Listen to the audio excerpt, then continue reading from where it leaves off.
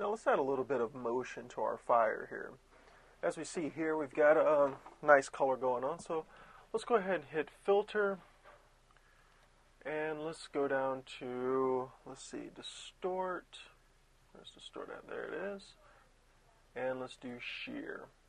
Now, as you can see here, we've got a lot of options to play with here, so let's just grab this guy here, and we're going to give him a little bit of give our fire a wave. Maybe not too much like that.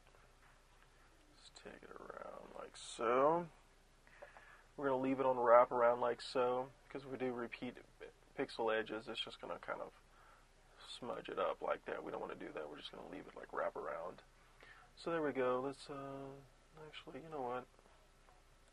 Set this up just a little bit different here. Give it.